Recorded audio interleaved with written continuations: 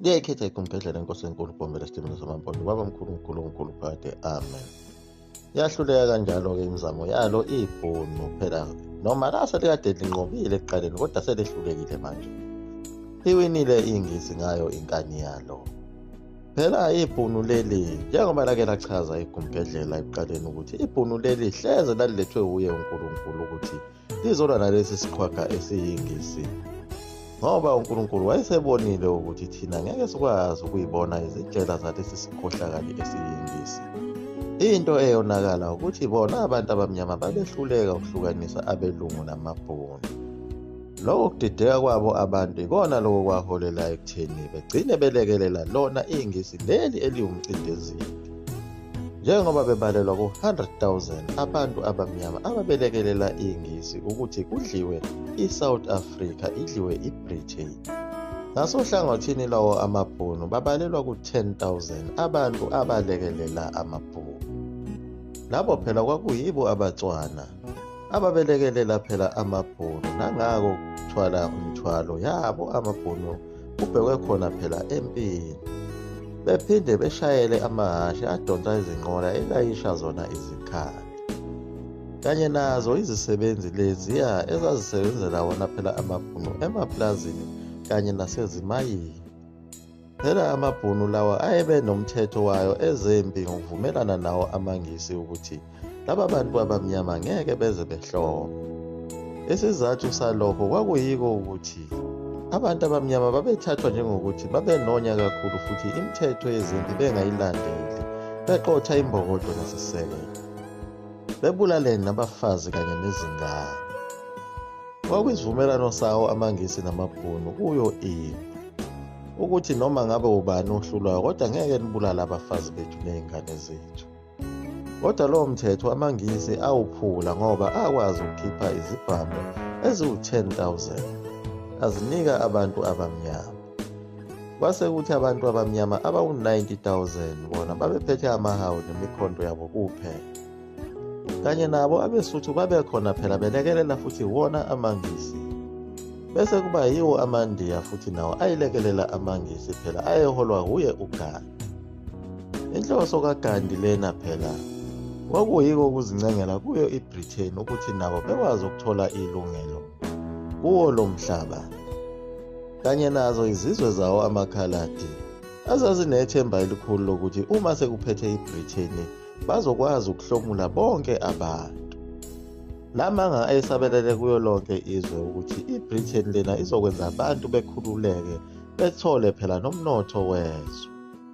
Njengoba kuze kube namhlanje sisakhohliswa ngayo leyo nkululeko okwakhohliswa ngayo obabamkhulu bethu kuthiwa bayonikezwa ngamangisi inkululeko. Njengoba wona lamangisi namhlanje esebenzisa bona osopolitiki ukuthi besikhohlise silokhu sithi sizothola phela inkululeko. Uzoyithola kuphi inkululeko ngoba phela onke lamaqembu ezepolitiki aphethwe yiyo iBritain lena yamangisi acindezela abantu.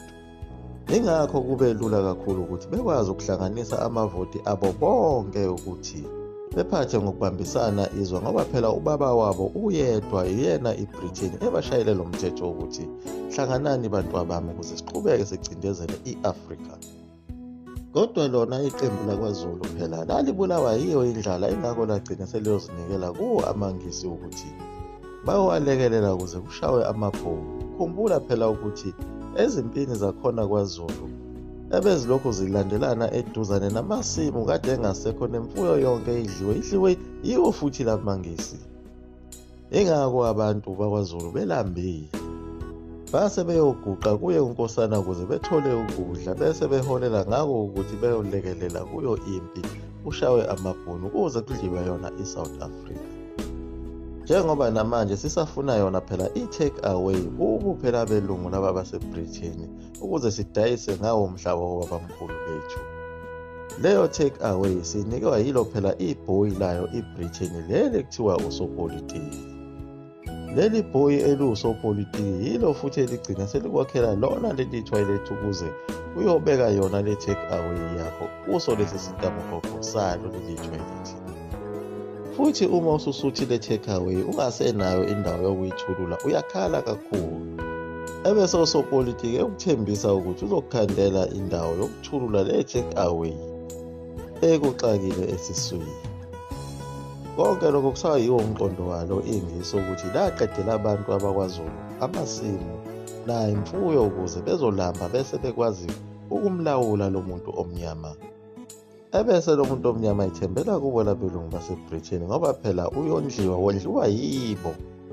Amabhunu lawa ayesezabalaze kakhulu ngoba phela azabalaza ngesibhamu awashaya amaNgisi.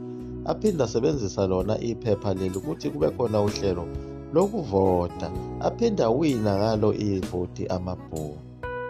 Ngalesi sikhathi phela amaNgisi ethi azama ukuketula uhulumeni wawo amabhunu, ngakho kumema ifika namthwalo eziningi ukuthi zizovotela ukukhishwa kwalo ibhunu leli okuthiwa phela uPaul Kruger, kodwa ehluleka amaNgisi nazo izifika namthwalo lezi zazibizwa ngama-Uitlanders ukuthi bekhiphe phela yena uPaul Kruger. Ekugcineni baze babona khona ukuthi abamkhiphe ngaso futhi isibhamu ngokumhlanganyela kanye nabantu abamnyama. Unamanga futhi kuyisigebengu lokhu kwengisi. Kudlala ngayo phela imiqondo yabantu ngoba bonke abazange bahlomule lutho laba babekade bethi bayazincengela kulo ingisi. Ingisi lona lisifunela phela amadayimane nawo amagolide. Ajabula kakhulu amaNgisi, ngakho ukuwina kwawo kwaqhuma elikhulu ihlombe. Naye uLord Kitchener wayejabule kakhulu, wayebesesho ukuthi cha bafana abakhulu sengingahamba manje ngoba umsebenzi wami sengiwuqedile. Bajabula kakhulu nabo abatshali zimali ababesuka emazweni amaningi ahlukahlukene bethi sebezohweba ngokukhululeka manje kulo izwe laseTransvaal nase-Orange Free State. Futhi sekuzophela nakho phela lokhu kuyakhokhelwa kwayo impahla nokukhokhela emzila izitimela enqamula khona e-Orange Free State nase-Transvaal. Aqala amaNgisi ukuhweba ngalo igolide nedayimane ngokukhululeka kulo izwe laseTransvaal. Kanti awabuzanga elangeni wathi uLord Kitchener esahambile phela esaseKapa ezitshela ukuthi uqedile ngamabhunu, kanti lutho. Amabhunu asehlungule olunye uhlelo lokushosha phansi, uhlelo labashokobezi olubizwa ngawo phela amagerilla. Amagerilla lawa ayesebenza ngawo phela ukushosha phansi nokubulala ingqalasizinda bese ebanyonyobela ngobashaya ngenhlamvu ebusuku nasemini. Lokho kwadala ukuthi umsebenzi ungabe saqhubeka kahle. Laze lakhala elinye ingisi lathi, bengithi lempi phela iphelile manje sesizohweba ngokukhululeka. Lamphendula elinye ibhunu lathi, benikhohliswa yilamaNgisi akini. Impi ayikakapheli, ima iqala manje. Kwaba ongaphansi ongaphezulu ashawa futhi amaNgisi. Kodwa lamabhunu alwa nje awasaphelele phela, amanye amabhunu aboshiwe. Bawatitinya amaNgisi bewavalele phakathi, phela amabhunu lawa ayesebulale ngisho amabhriji kanye nabo ojantshi bezitimela. AmaNgisi esenenkinga yokuthi akasakazi ukungena, awasakwazi futhi ukuphuma. Amabhunu phela ayelokhu ekoloda ngakho ukuthi abaphathi benu banilethe lapha ukuze senibulalele phakathi lapha ezweni lethu ngoba neziphukuphuku banidayisile. Wathunyelwa umbiko waze wayofika kuye uLord Kitchener ukuthi impi yakho ukuthi usuyinqobile iqale phansi. Kwamdumaza kakhulu lokho uLord Kitchener ngoba phela njengoba wayelandelwe khona ukuthi ugenerali ongehluleki futhi onamaqhinga ajulile ezempi. Kanti yayiqinisile ngempela iBritain yayimkhethe ngokwazi yena Lord Kitchener lona ngoba wathatha ihashi lakhe waphikelela khona eTransvaal esephethe iqhinga lokuthi ashise futhi abulale onke amaplazi awo amabhunu ukuze ezophelelwa ngokudla. Wabe esekhanda inkambi waqoqa bonke abafazi nezingane wazobahlalisa lapha enkanjini njengoba phela wayeseshise yonke imizi yawo amabhunu. Amabhunu abesengena enkingeni njengoba esehlala emahlathini nasemigedeni ebulawa yiyo indlala.